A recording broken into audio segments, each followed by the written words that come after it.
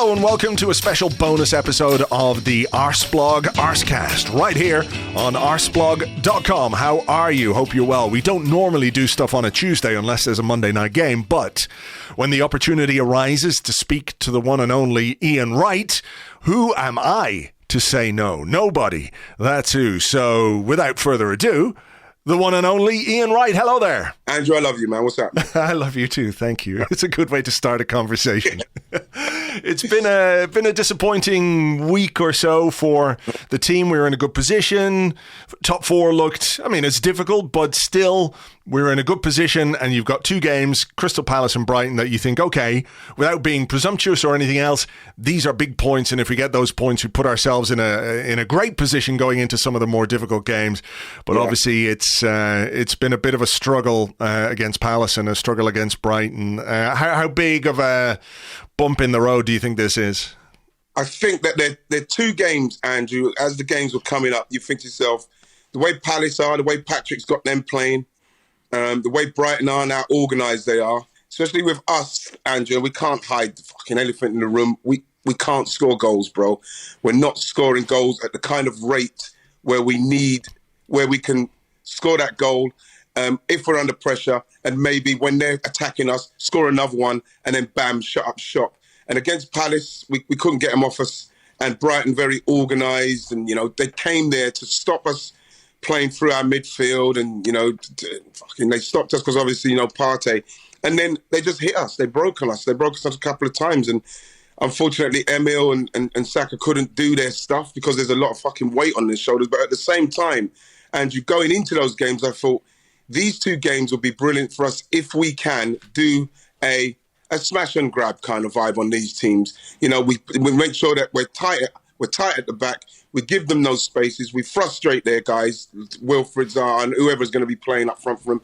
And then we nick that half chance, which I've realised we can't do. In this team, with the lack of goals, it's going to be very tough for us to stay in and amongst it. And these two games, as they were coming, Andrew, I thought it's going to be a big test for us. And unfortunately, we lost them both.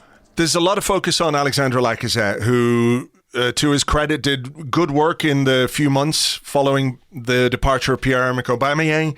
He was a facilitator in many ways. I think his goal threat is obviously a big issue, but I think the last couple of weeks we've seen a guy who looks a bit fatigued, whose play has been sussed out by the opposition, if you like. Palace knew how to deal with him. It was easy for the Palace centre halves. And when you have you were a striker, you go through periods where you can't score or don't score, but you're there, you're knocking on the door, you're trying things, you're getting in the box, you're taking shots. That aspect of Lacazette's game seems to be completely gone now. And when it's coupled with the sort of more ineffectual dropping in deep and link-up play, 8 passes against Brighton at the weekend, it is a big problem, isn't it, for the team? He's working hard, he's trying his best, but he's just in basically the worst form of his Arsenal career.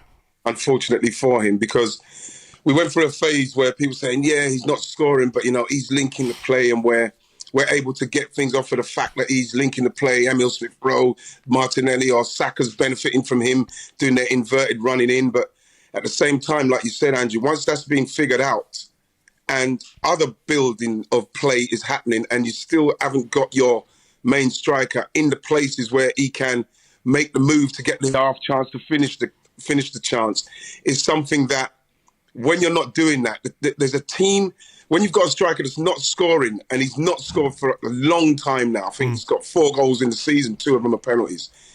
Even the opposition team know that, listen, we've got to make sure that we stop the supply to these two because this guy won't score. He's not scoring at the moment. And when you look at some of the times when I've watched Alexander, he runs towards near post, he runs into the box, are not dynamic enough for him to beat somebody with a half yard so as you could get there just in front of someone. He's not doing that work, and so what's happening is that we're not scoring. We actually don't look like scoring, and we haven't got the kind of players up front who can take a half chance. So as if we do score, like 1-0 to the Arsenal where it came from, if we do score, you know that we're shutting up shop, and we're probably, unless one of their top guys score, we're winning that game 1-0. At the moment, when you see our team, you're not confident that we are. Where's the goals coming from?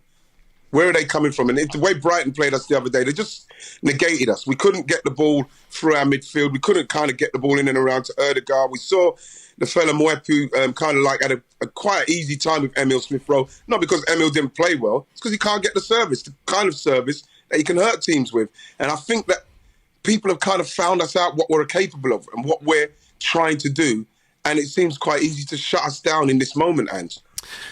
Look, I don't want to put it all on Lacazette, but, clearly, if you're the goalkeeper, your job is to make saves. If you're a striker, your job is to score goals. And I think there are elements where you have to talk about the service. You have to talk about how we get the ball into the box and all that kind of stuff. But at the same time, I think he's well below the level that he is capable of, and we've seen him play a lot better than this. But if you're Mikel Arteta now, and you're looking at a guy and you're saying, well, what do I do here? Do I stick or twist? Do I hope he's going to spark into life when pretty much all the evidence of this season tells you that it's not going to happen?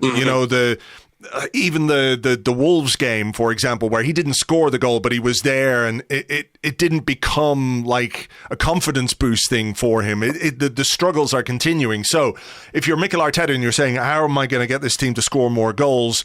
How am I going to make the team more unpredictable, less obvious for the opposition to deal with us? You've got to make a change up front, don't you? Even if Lacazette is like a senior guy, he's wearing the armband at this moment in time, there comes a point where you have to say, regardless of all that, your form has to play a part in my team selection. Absolutely. And I know I speak to a lot of people.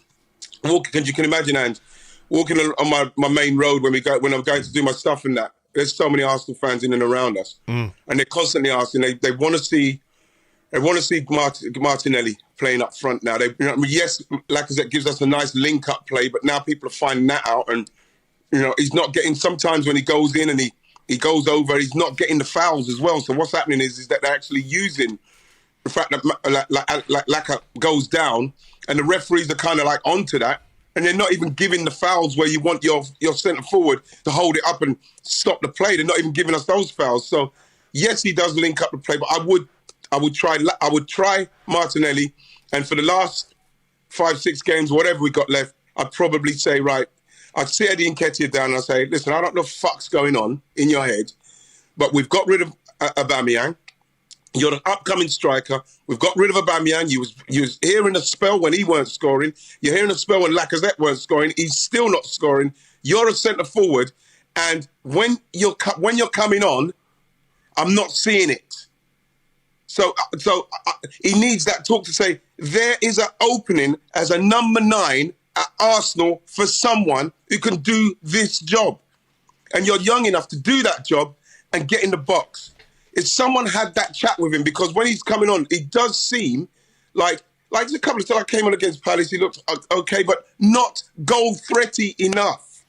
And I'm thinking to myself, when I'm coming through, Andrew, I remember Palace. I had Trevor Ayler, Andy Gray, who else? I can't remember who else was at Palace at the time. And all I was thinking was, if I could just have one fucking chance to have a run in this team. And it does seem to me that when you look at Eddie as a striker, what we thought is a box striker that we need.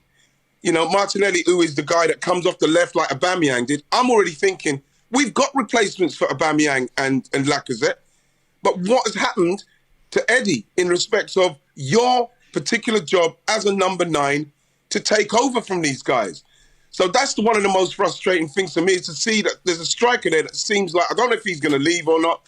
Doesn't seem like there's any contract talks going on, Andrew. I don't know what's going on. Maybe he's made his mind up.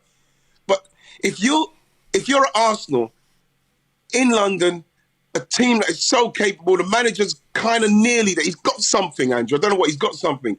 You could be that fucking centre forward there for fucking years. Do you think something's happened somewhere along the line? I don't know what's happened, Andrew, because there's an opportunity for someone to go into that team and be a number 9, and he's there, and it looks like what's going on? I'm not even hearing what's happening with his contract. Or is he leaving? Do you think that plays a part? Like, if you're a player in a similar situation with Lacazette, of course, because he's got 6 months left on his contract, like, they're professional. When you go across the white line, you want to win. No question about that. But does it play a part in your thinking? Like, if you're Eddie and if you're, let's say you've made your mind up that you want to leave or you want to go somewhere else because you want to play more regularly, surely making the most of the chances that you do get opens more doors for you, creates more opportunities. Yeah, people will see what you're capable of, and what they'll also see is that in an Arsenal team that we're not creating as many chances as we should. We're the lowest goal scorers in the top 5, where we're up there. We're the lowest goal scorers, and you are a goal scorer, and let's say you've got leanings towards wanting to leave, then score goals for Arsenal. The worst thing that's going to happen is that we're going to offer you more. We're going to offer you a bigger deal, because where are you going to go? It's going to be better than Arsenal in this current climate of your career. Where else are you going to go that's going to give you the stature with a Mikel Arteta and what he's trying to build and everything? Where are you going to go if you're scoring goals against for Arsenal? You know what I mean? Where do you want to be? It's like it's really frustrating, because we need goals, man. There's no way when we lose Tomiyasu, Partey, Kieran Tierney, there's no way we could stay in that top 4 with the players that we've got at the moment without them three in it, because they are 3 of the mainstays in our team right now. And when you're not scoring as well, it's frustrating. It's frustrating watching them, because I look at Gabriel Martinelli. That guy's fucking trying, man. He's trying.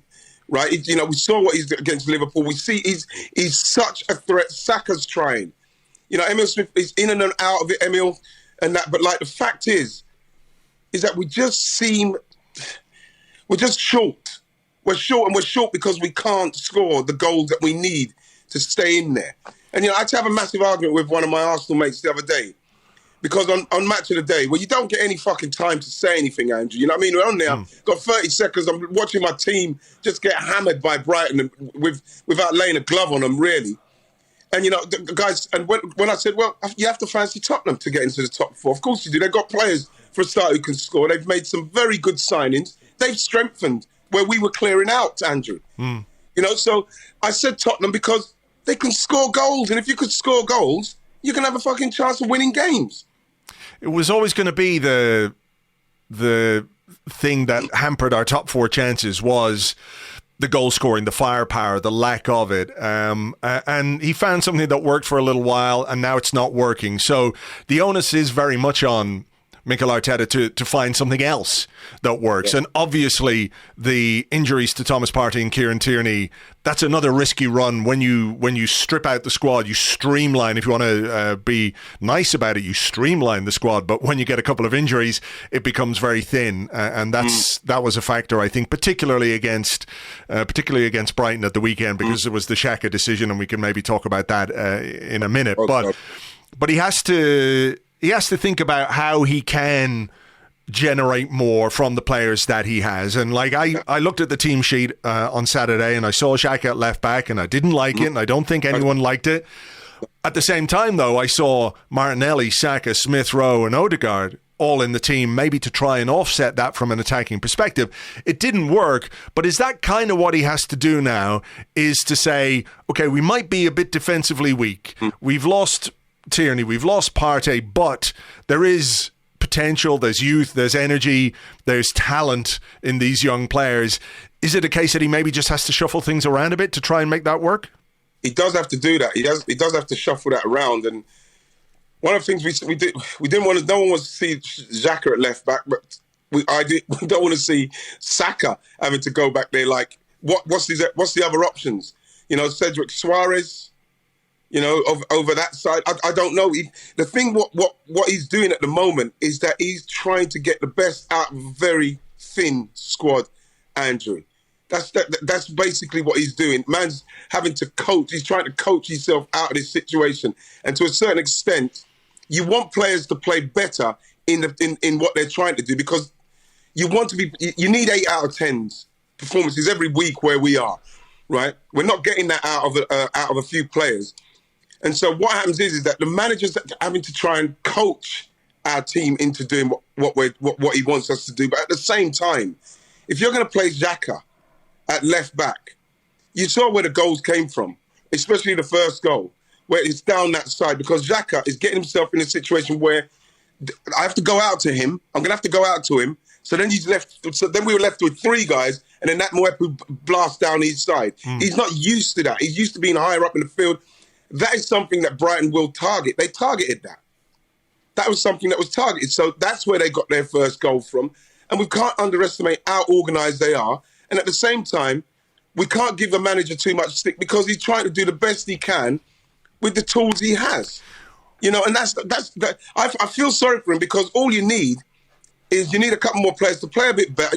Listen, with Lacazette, there's a point where the ball goes into you, and it's got to be over my fucking dead body. Do I not keep this and link the play so as we can get something going? You don't see that enough. You don't see that enough. You don't see that, like Martin Odegaard. Yes, the players are going to get. You know what? We need to be tighter on him, because if he gets too much time, then we're going to have to. Then he's going to hurt us. So then Martin Odegaard's got to say to himself, I've got to make sure that if they are fucking tight on me, I'm going to fucking make sure it's over my dead body. I fucking lose this now. Because at some stage, it can't be just, because, Lacazette is going to go and fall down. No, we've got to say, well, fuck that, because that's not going to help us. We have to step up more in our personal game. You know, I've not changed from the fact that I believe top 6 is a massive improvement for us. But I still believe that some of the players themselves have to look at themselves and say, I need to play better in this team right now for him. Teams are gonna make provisions to try and stop us. It's up to you to play well, so as they can't stop you. Well, what do you think the decision to play Xhaka at left back means for Nuno Tavares? Because he's had a couple of difficult games. He was taken off before halftime at Forest in the FA Cup, which is like it's a very difficult thing for any player to deal with. Halftime again against Palace, and it was said it was a tactical move, which it probably was, but you know, it's tactical because he was found wanting on 2 goals. I mean, how do you deal with that as a manager? How do you deal with that as a player if you know like a key part of your midfield is missing and you take away the other key part of the midfield to play a guy out of position in your position at left back? I mean, you must be feeling bereft of confidence, but it also speaks to what maybe the manager, or the lack of faith or trust that the manager has in Tavares to do the job at the moment. Well, we all saw what happened at Forest, and his reaction as well. So you'd have thought that, you know, from then to now, he's either been coached or something to help him to understand why that happened at Forest. Because what I saw against Palace, and we're talking about a player that is obviously very talented, Andrew. We've seen that in the games, what he's played for us, when we were very excited about what he's capable of doing. And me, just like a lot of Arsenal fans, are thinking, brilliant. Once he gets to the tactical vibe of what we're doing, not dropping deep and making sure that you don't give the ball away in certain areas, understanding the back line and everything that's going on, we're going to have a serious player. But when you get the situation what he had, where he's getting taken off at Forest, in this Palace game, he's taken off for whatever reason it is, tactical or whatever. But remember, from the time from Forest to now, he's probably thinking in training and everything what's going on in a different country and everything.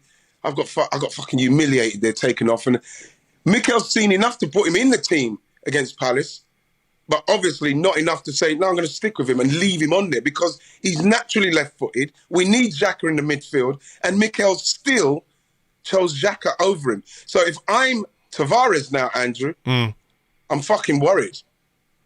I'm very worried, because if you're going to tell me, and the manager's going to choose one of our most prominent midfielders to play there, and when we know that, don't play Xhaka there, please. He must know that if we're saying that, Andrew. Yeah. Don't play Xhaka there, and he plays him there. That says to me that Tavares has got a lot of work to do to get this manager's faith back, because he's literally using him.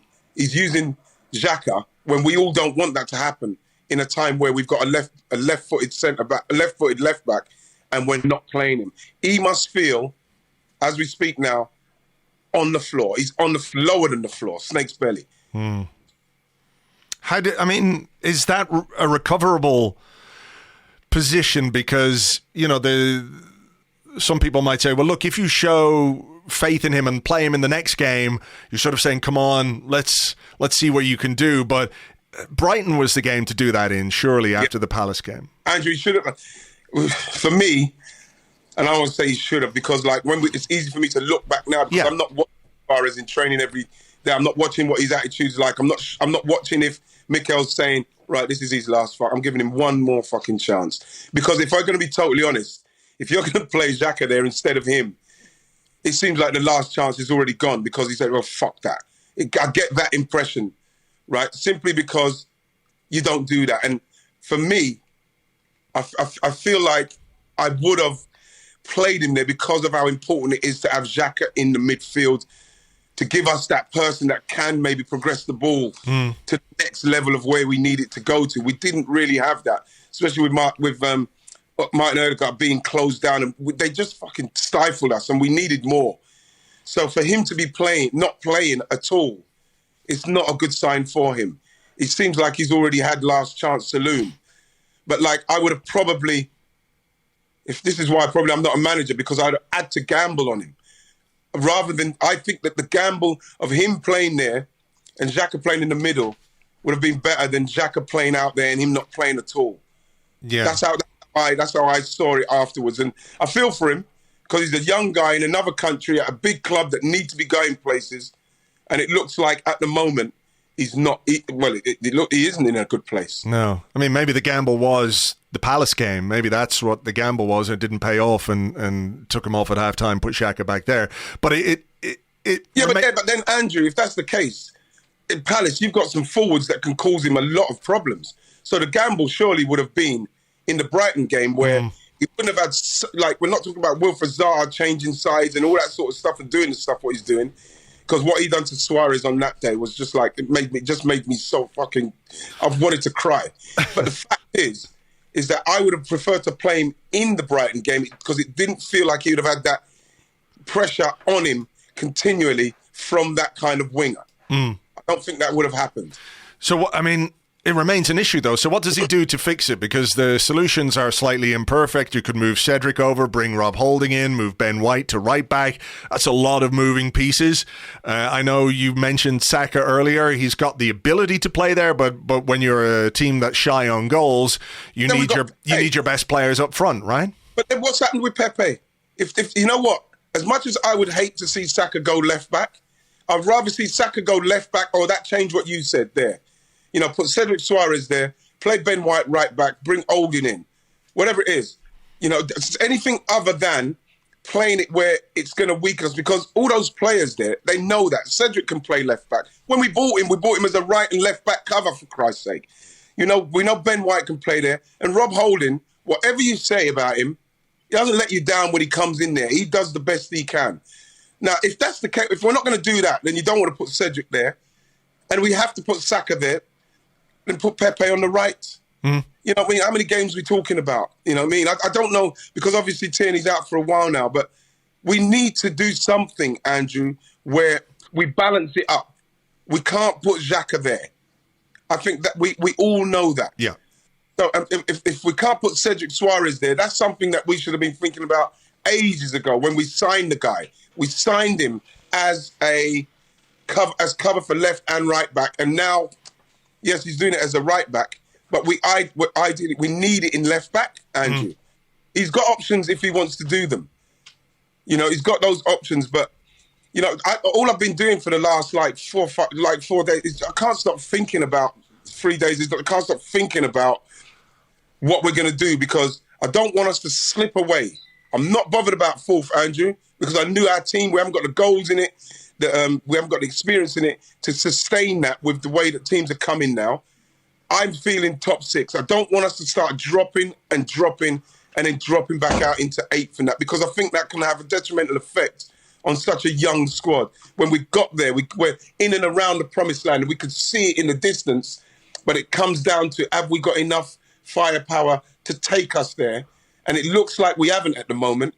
And so we need to make sure, arrest this development in we're sliding. We've got beaten quite comfortably in both of those games, if I'm going to be totally honest. Yes, we had a little bit of a flurry towards the end with Brighton, but the way we started that game We needed to start that game saying, we're going to have to take a couple on the chin here, but but over our dead body, we're going to concede. But we can't do that, Andrew, if we haven't got a half chance taker. Yeah. We can't do. So, I mean, does that lend itself, coming back to what we were talking about goals and doing something different up front, like if you're playing Martinelli and let's say, you know, Saka at left back isn't what you would ideally like to do, but you do have a kind of able deputy, a £72 million deputy in Nicolas Pepe. So, you know, if you're looking to change the attacking dynamic of the team, you know, there are players, I think, who Mikel Arteta has a lot of trust in and players who his trust in is not really there. And I think Pepe is one of those, right? And obviously Nuno is one of those. Nevertheless, you know, when you're in a position like we're in, when you've lost these two games, when you've got Southampton coming up at the weekend, then you've got Chelsea, you've got Man United, it's daunting. You've got to... I know he's quite sometimes a bit risk averse, but you've got to maybe just say... fuck it, I've got to try something. Andrew.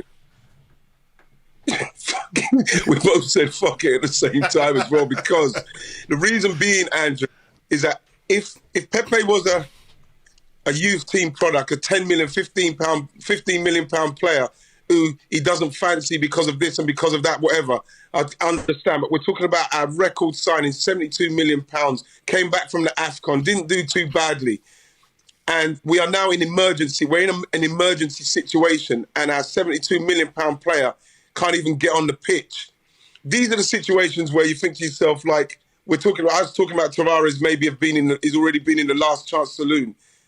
For £72 million, this guy's got to have a couple of last chance saloons for me, because the games you just mentioned, Southampton, Chelsea, United, whoever we've got, if you throw Pepe on and he gives us 3 of the best games ever, or he does enough where he creates and does stuff, then you have to say, yes, that made sense. He's a £72 million player who's got something. To have him there and not use him at all, and us falling and continuing to fall at the moment, doesn't make sense. At some stage, now, do I want to see Saka at left back? Of course not.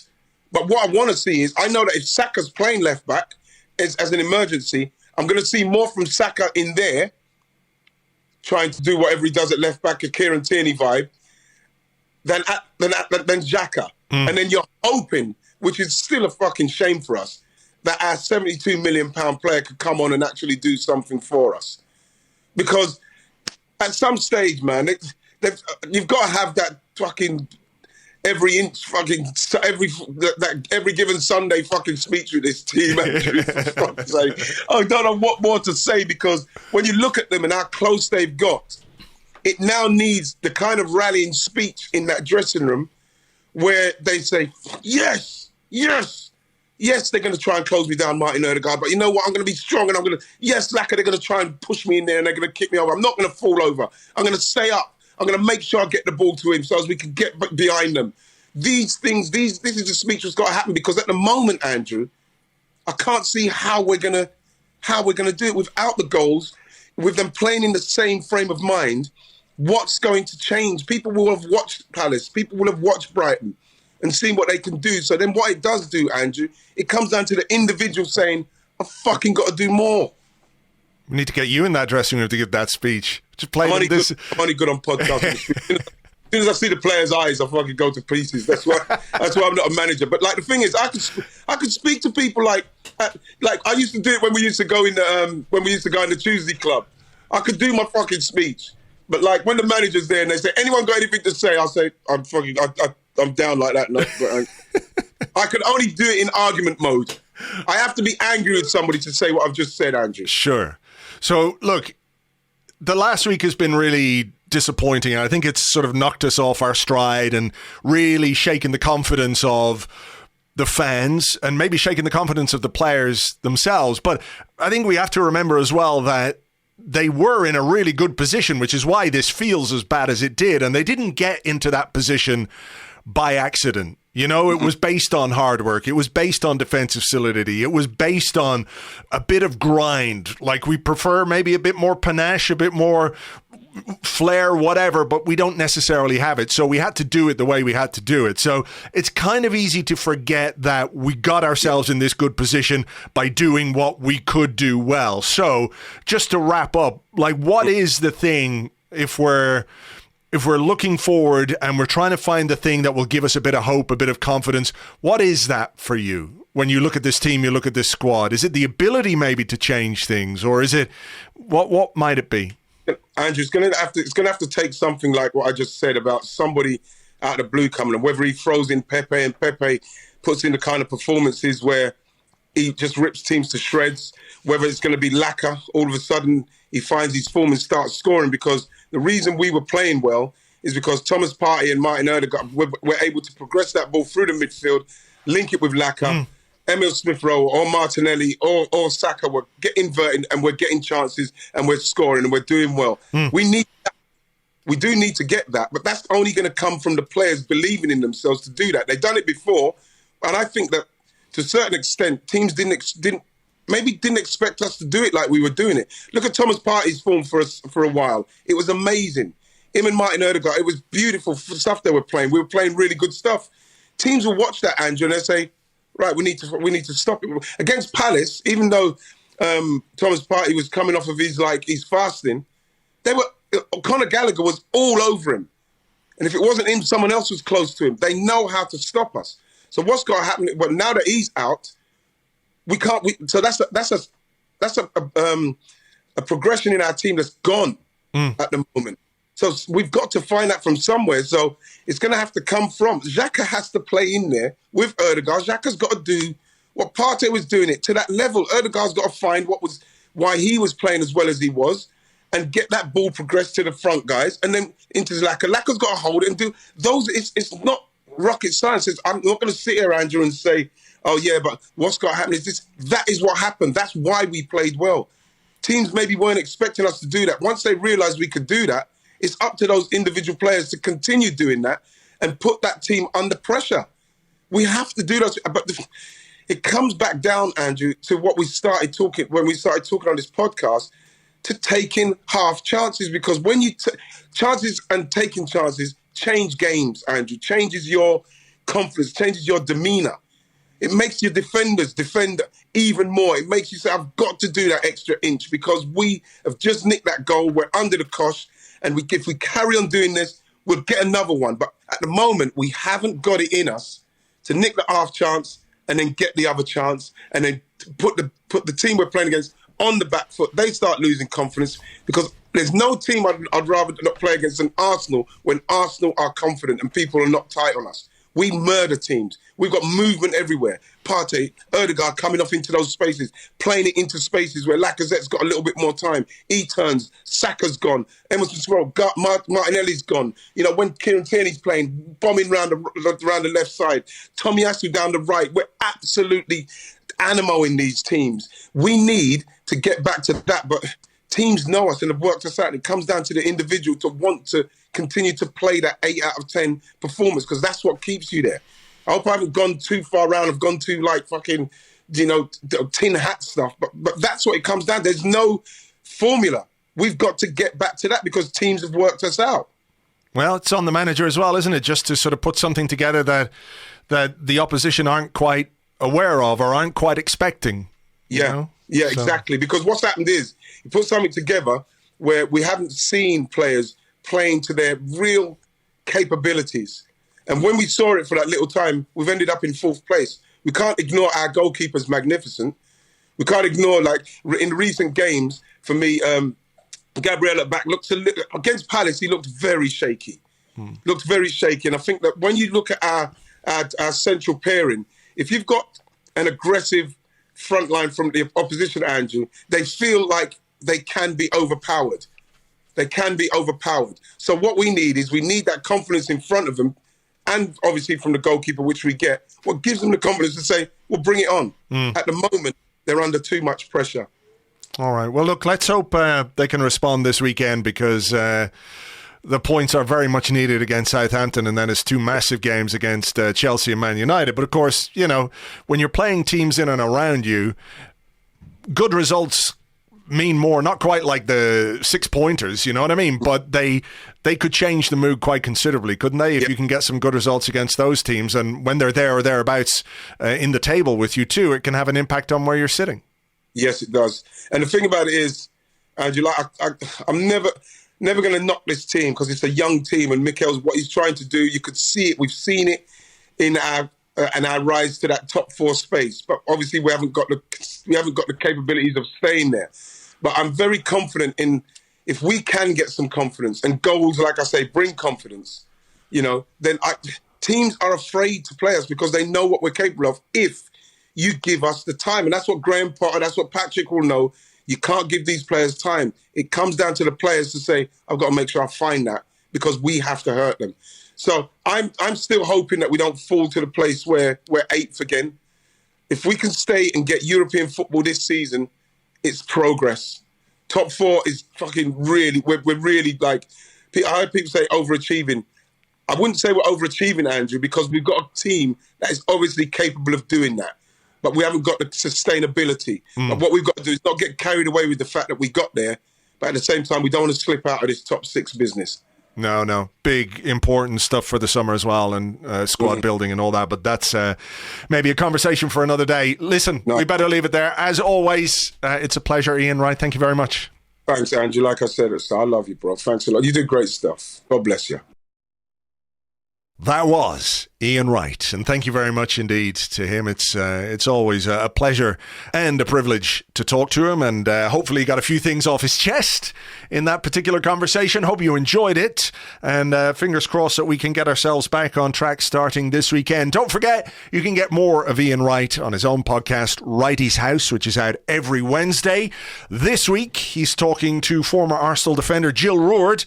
She's playing for Wolfsburg. Wolfsburg about to take on Barcelona in the Women's Champions League semi-finals. So they'll be talking about that. Available tomorrow. Wherever you get your podcasts, you will find Wrighty's House. Search Ringer FC or look at theringer.com. Wrighty's House every single Wednesday. And once again, thank you very much indeed to Ian for coming on the show. Just a quick reminder that this month, Arseblog is donating every single penny that we make from our Patreon to UNICEF to help kids all around the world who are impacted by wars and conflicts, who need medical attention, food, shelter, education, all of those things.